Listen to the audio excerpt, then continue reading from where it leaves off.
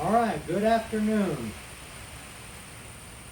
We are at August the 6th, 2024. We are in the greenhouse. The tropical storm Debbie is still pelleting us with rain, but it's dry in here. Now the floor is wet because the water has seeped up under it, but that's no big deal. We are going to plant some, today I think we're going to plant some Performer bunching onions. I bought these from these guys right here. They are down in Norman Park, Georgia, a little south of here, about 100 miles, near Tifton, Georgia. I like to do business with them. They're a good company. They're very prompt, and they are very familiar with which seeds do good in this growing area because they grow good gardens. They grow gardens. They also sell seed that's not for this area. They sell all kind of seed, but they pretty much know what. Okay, so I buy seed from them. I bought these 162 cell trays from them. Now this is not your run-of-the-mill tray that will tear up in a few years. Listen to this. This is serious here. I'm not sure it would ever wear out. All right, now I'm not going to go through the rigmarole of planting the entire tray. So what I am going to do is just do a few cells right here to show you how I do it. And then I set them up there on the shelves of the greenhouse, water them, and let them sit. Now, when the sun comes back out, it gets really hot in here. So I will probably move these to a cooler place to germinate. You don't want to have them in the rain because it'll pellet down hard and it will wash your work away, your seed. Okay, this is it. What I've got is 4 parts. Where did I put that? Here it is, right there. I bought these at Walmart. It's Miracle Grow Garden Soil. Got these for about $4 a piece. It was on sale. Now this is not planting mix. That don't matter. This right here will have some bigger sticks in it, some big pieces, but because I'm going to mix perlite with it, it'll be just as good for a bargain price. So I have mixed 4 parts of this Miracle Grow not potting mix, they call it garden soil. It says for in-ground use. And what they're really saying is, if you're buying this for a potting mix, then you might want to spend a whole bunch more money buying that we've removed some of the sticks and we've put perlite in it. They said it feeds up to 3 months. That means it's got fertilizer in it. Okay, so why do I grow the bunching onions? Now we are right in the middle of Vidalia onion territory, right here. Vidalia onions are so numerous around here that sometimes they have to throw them away. They grow so many if the market is not able to stand it. If you know somebody that grows onions, sometimes you can get a 50 or 100 pound bag for free. I may grow a few, but I like these bunching onions. They are real onions. They're not, the Vidalia onions have been bioengineered to have a great deal of sugar. They have a tool that they can stick into the onion and it will tell them the sugar content. They take all of the onions that have the highest sugar content, and they put them and they breed their new onion seed from that. If they keep doing that long enough, those onions are going to look like sugar cane or sugar beets. I don't want that. I want an onion flavor, and I try to stay away from the sugar as much as possible. These have some sugar. The tops are really good, and the Vidalia onion tops are good too, but they cut them off in the field. These have a good flavor. They overwinter, they're very tough, they're easy to grow. You can go out there and get you a handful or two, thin them, and as you thin them, the other ones will fill in. These will be planted pretty close together. You can plant these in a hand seeder directly into the ground. I've done it that way, and it works very well.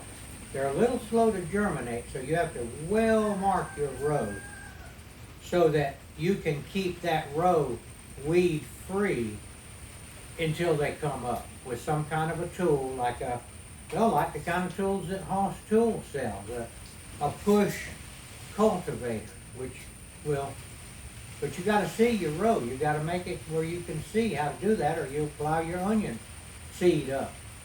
Okay, this is how I do it. 4 parts soil mix and 1 part, I'm not going to turn the camera because it's too hard to set it up. It's called Aerosoil Horticultural Perlite.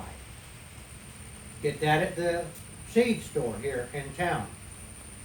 $33 for a huge bag of it. You probably pay $5 or $6 for a little bitty bag at Walmart.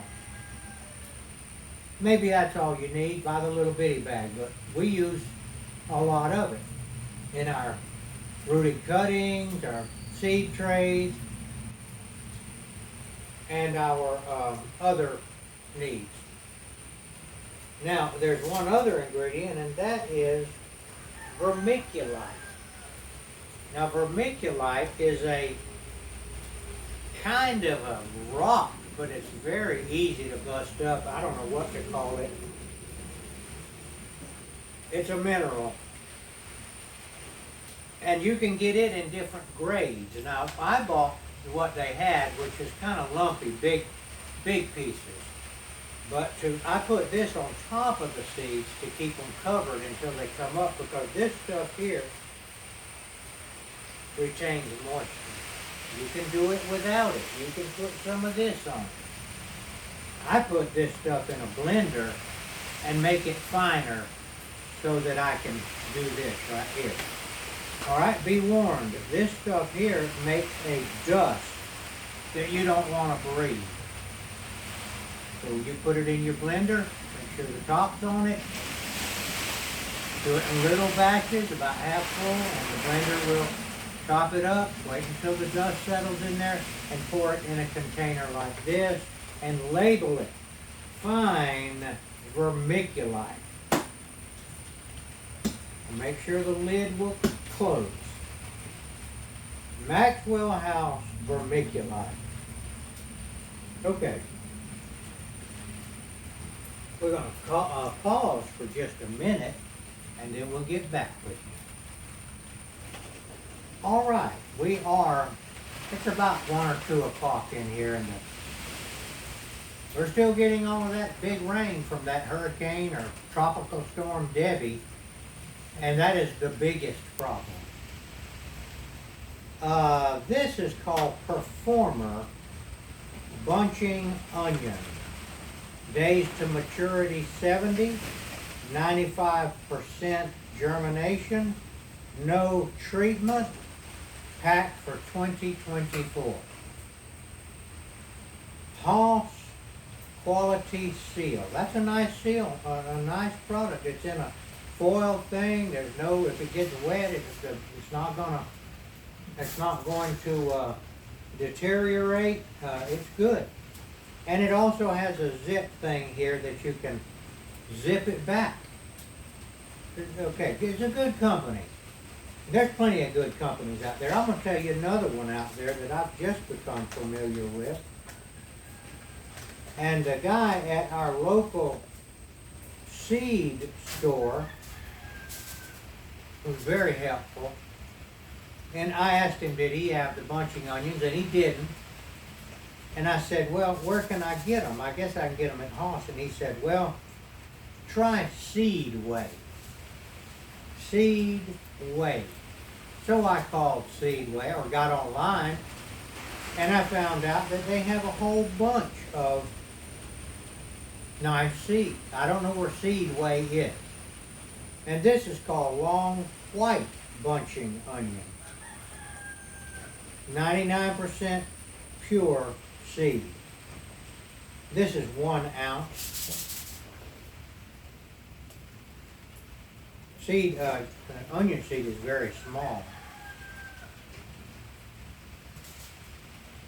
This doesn't tell the weight. That's 5,000 seed. I bet that's 10,000 there by the feel of it. So, and this one's a paper package that needs to be kept dry. So, we planted collards yesterday. 2 different kinds of collards. And we also have a greenhouse around here that grows these flats for the commercial trade. And they're smaller cells, and they contain 300, and they do have collards. I may buy a flat of that. I'm wanting to really get some collards growing this year. We are trying to start our barbecue to sell at the farm for special events. And we're going to try to grow our produce instead of going to Walmart and not finding it and paying an arm and a leg and a head for the collards. The ones that they grow out there are called Top Bunch. And they are said to be very good. Then you have your Georgia collards, which grow and you pick the leaves and they grow up on a stalk. You have, I'll tell you a couple of other kind of collards. There's your bunching onions. This right here is Champion collard. 1/4 pound. I don't know how many thousand seeds are in there. If you use these with your planter, your push planter, the push planter has to have enough seed in it to cover the bottom of the hopper where your wheel can go around and pick it up. A little pack like this is not enough in there. These right here were, I think, the best price. So I got this, I don't know, they weren't bad at all. And I'm going to try to plant these as soon as the ground gets good, and I'm going to do it with my Jang cedar that I've had for many years. It's made in Korea, and it works very well. Jang, J-A-N-G, cedar. Champion collard. Then I have Top Bunch, which I've already mentioned, that the greenhouse grows. Apparently that's all I got in the collard. I tried to get Georgia collard, but they were out. Georgia collard is a well-known variety around here. Down in these parts, collards grow. They will last the whole winter. They're very cold hardy. And I'll mention where we are. We're on the line of 8A and 9B. Right on the line. Okay? So you can grow 8A, 8B, and 9A probably within 50 miles each. Or a lot of them don't care exactly where it is. But just to give you an idea of where we are near Vidalia, Georgia, and the line goes almost straight through the town. Sometimes that zone changes too. In a real cold winter, it's going to move a little bit. The government keeps up, U.S. Department of Agriculture, keeps up with the cold, the days of cold and all that. And so if you have a particularly cold winter, then the line might move 25 miles. Or if you have a particularly cold or warm winter, it might move up a little bit. Cold, you're going to need to go further south to be in the zone of 8B. These seeds right here, they say grows anywhere from 8 to 10. 10's down there in Florida. Maybe around Orlando. I'm just guessing. All right, like I said, I'm going to, and the rain is stopped a little bit. I'm just going to do a few here because I know y'all got more to do than to listen to me run my mouth. But I think that this might be educational. Now, I would normally do the whole tray, but I'm just going to do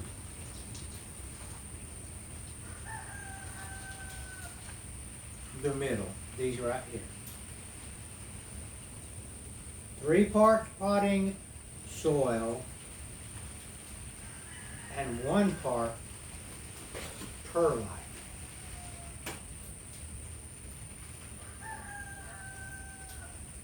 Now they, and I can't tell you who they are, but that's on YouTube.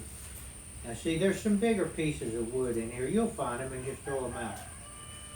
Say to go ahead and press this down because you don't want a bunch of air in there. You've got this perlite, which gives it very good aeration, but still will contain contact with the seed. So you're going to push this down. 2 fingers pretty much does this. Okay? Now you can wet this now. This is not damp. This is just straight out of the bag. There is moisture in it.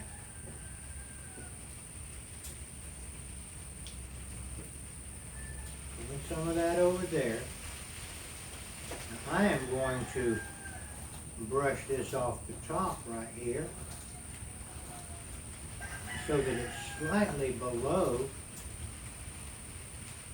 Okay. And I think I will wet this a little bit. The ones I planted yesterday, I wet them with a spray bottle after I planted them.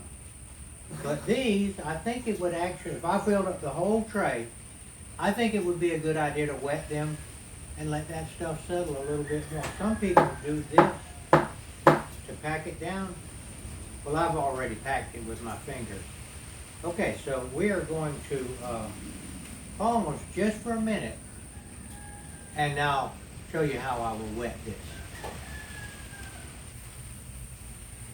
All right, I've got this little nozzle thing here that suits me because it can be very finely directed.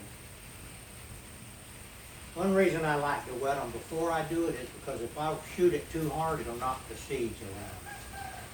So I am going to do this. Now I would do it with the whole tray, but I'm not wanting to do the whole tray because like I said, you guys have a life, and I'm pretty wordy anyway. This nice little nozzle thing.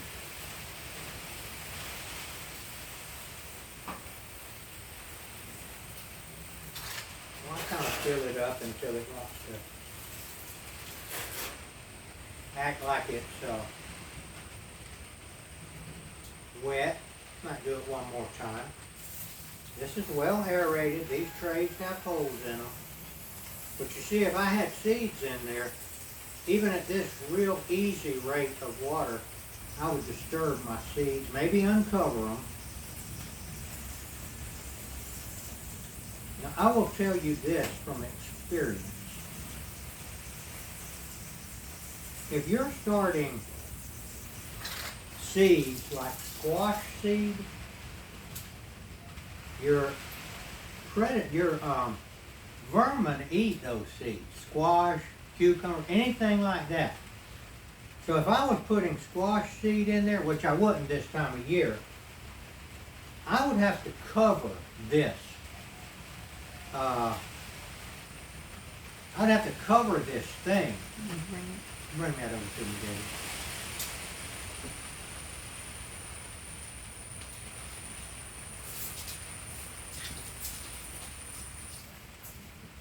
And here's one of my covers. So of course you have to have it on a board that it'll fit. And this goes over it.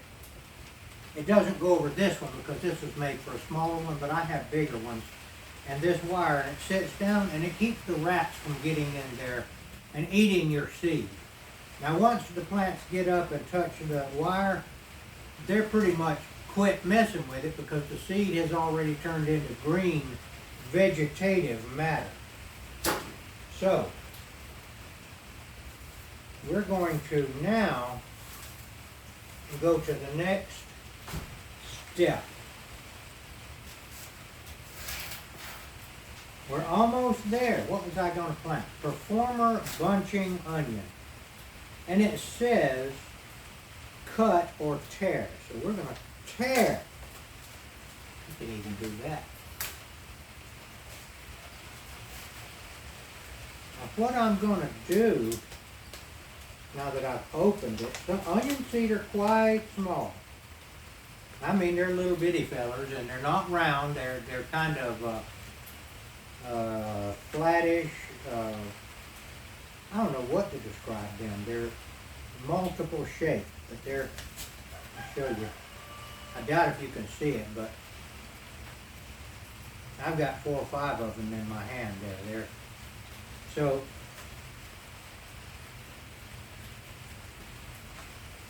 all right, I'm going to poke a hole with my finger in each one of these, and if I was doing the whole tray, I would probably do the entire tray, each step. This packs it down a little further. You want firm contact with your seed.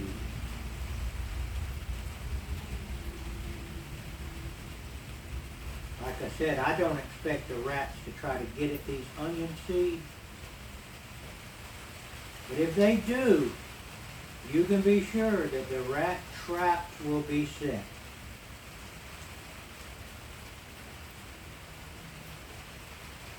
This is pretty much the recommended planting time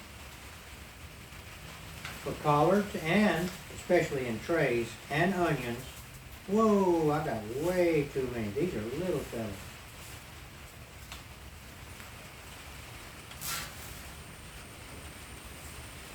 Try to put 2. I don't obsess with it.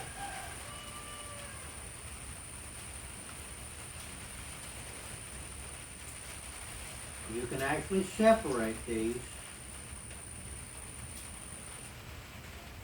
Or when they come up, you can, after they get, well established, you can go in here with a little bitty pair of scissors and cut the one off that you don't want. So the stronger one you leave. Don't pull them up. If you try to pull it up, you're going to pull the roots up of the good plant.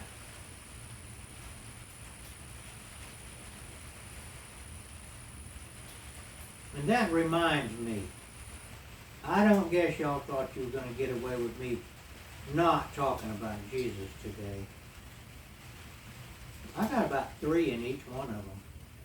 I got way more than I need in the thing there. Jesus told the story. I have about 4 or 5 in there. But I won't worry about it.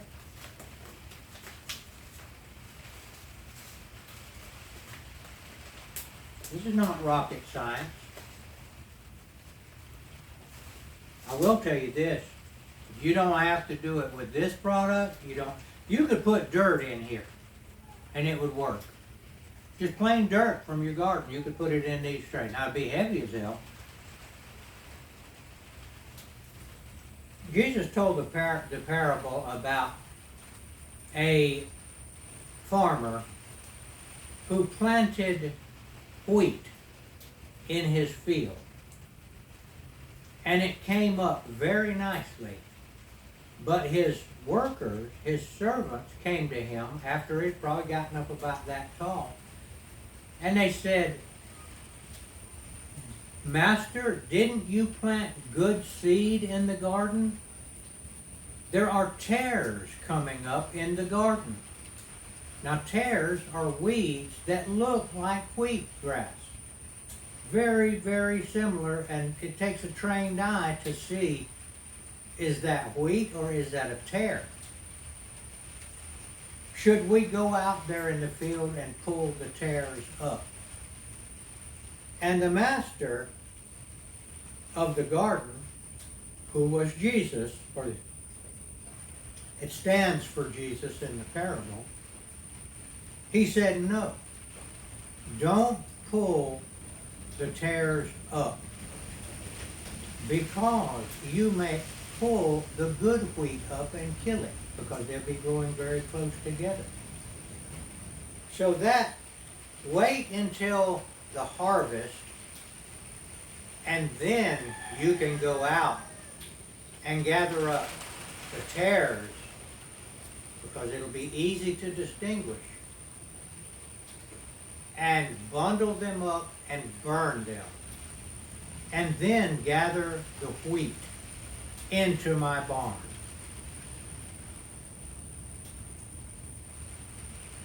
The harvest represents the end of the age. So Jesus was saying that the bad people, the wicked people, are growing up amongst the good people. Now, what makes some wicked and some good? Don't ask me. That's way above my pay grade. I just know what Jesus said. Wait until the harvest, and then my angels will gather up the wicked and bundle them up and throw them into the fire and burn them up, and then gather the wheat into my barn. Do you want to be one of those that is gathered into the barn of Jesus, or into the kingdom of heaven to live with him forever? Or do you wish to be the tare who is gathered up at the end of the age and bundled up and burned in the fire? Well, that might be why he didn't do it also, because he said it would be hard to tell, and some of them would be growing very close together. So I presume that some who have come up can actually change into good wheat by calling on Jesus. Once again, I'm a little bit out of my league right here, but it only makes common sense. Or else, why would I be asking you to consider Jesus Christ as your Savior? So I am asking you that. Ask Jesus. He said, seek and you will find, ask and you will receive. Seek the kingdom of heaven, and all things will be added to you, including you will be gathered into the barn of Jesus. All you have to do is say, Jesus, save me. He promised to do it. He said, I am the way, I am the truth, and I am the life. Any man who comes to me, I will not turn him away. I try to keep it simple. If you call on Jesus, he has promised to save you, and you will not be gathered up and burned.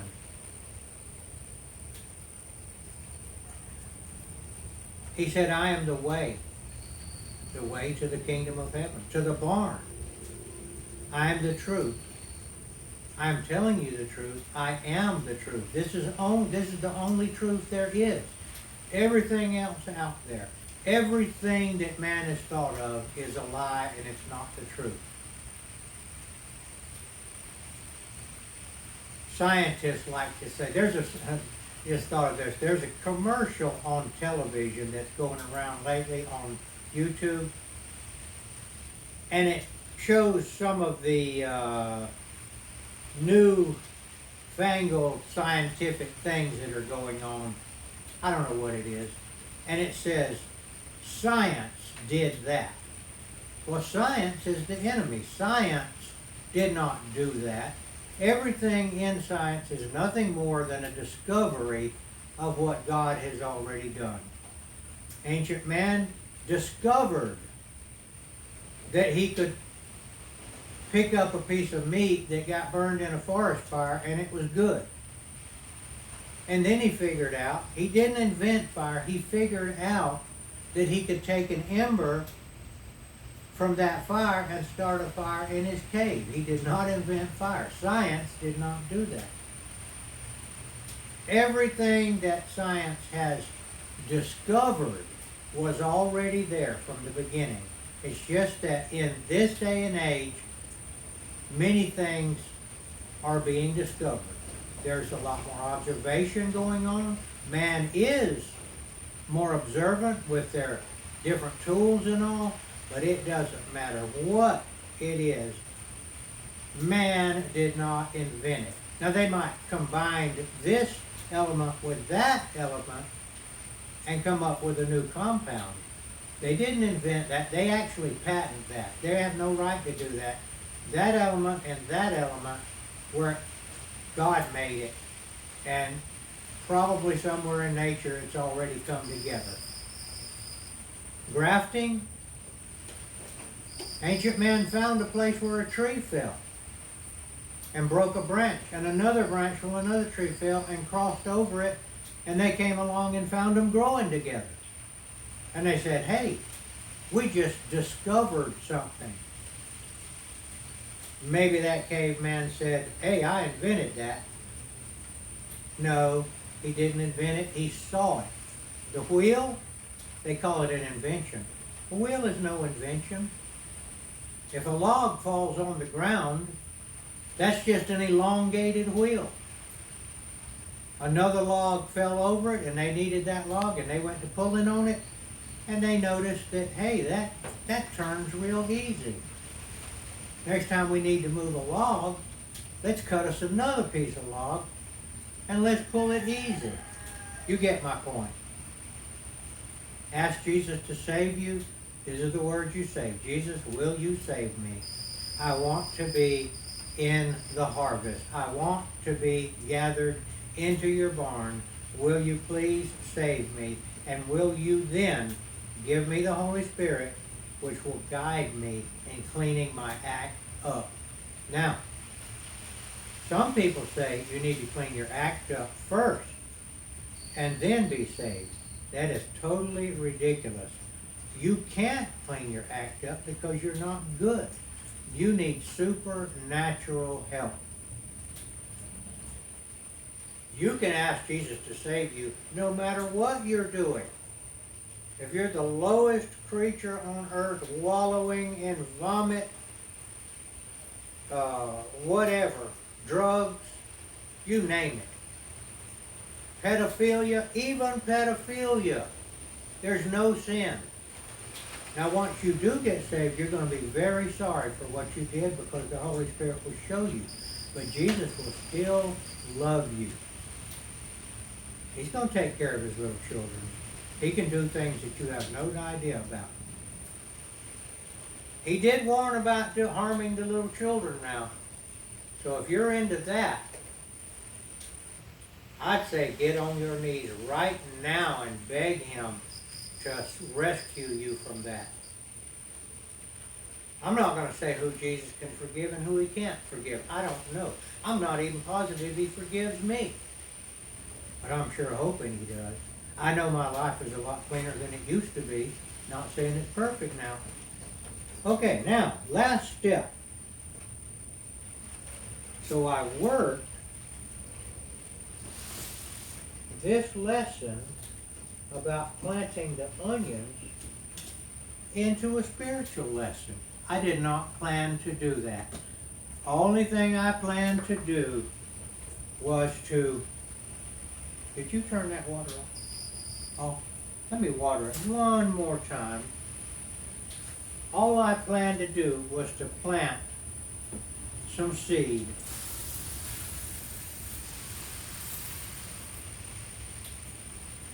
In the greenhouse.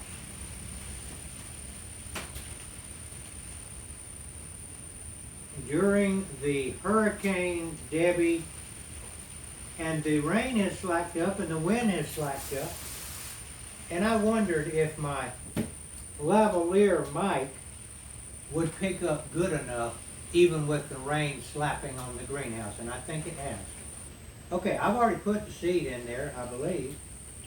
Now the next step, this stuff right here, you put on the top of each one in that hole, and that stuff, this vermiculite, will soak up the water from the top of the seed tray, and it will keep this moist and covered until these seeds come up.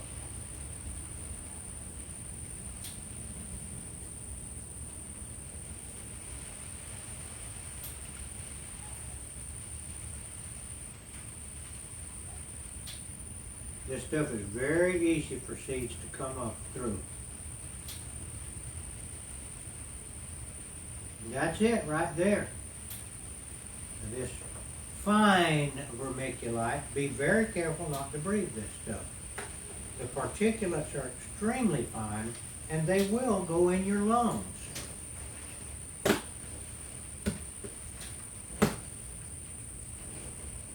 Sure it's closed good. All right, gonna step over here. Well, Debbie's gonna step over here with me. And we're gonna say the Lord's Prayer. And we would love for you guys to say it with us. Over here, people can see you. Our Father, who art in heaven, hallowed be thy name. Thy kingdom come. Thy will be done, on earth as it is in heaven. Give us this day our daily bread, and forgive us our trespasses, as we forgive those who trespass against us. Lead us not into temptation, but deliver us from evil. For thine is the kingdom, and the power, and the glory forever. Amen. Thank you for watching. Gonna go in that house. And I'm going to upload this to the World Wide Web.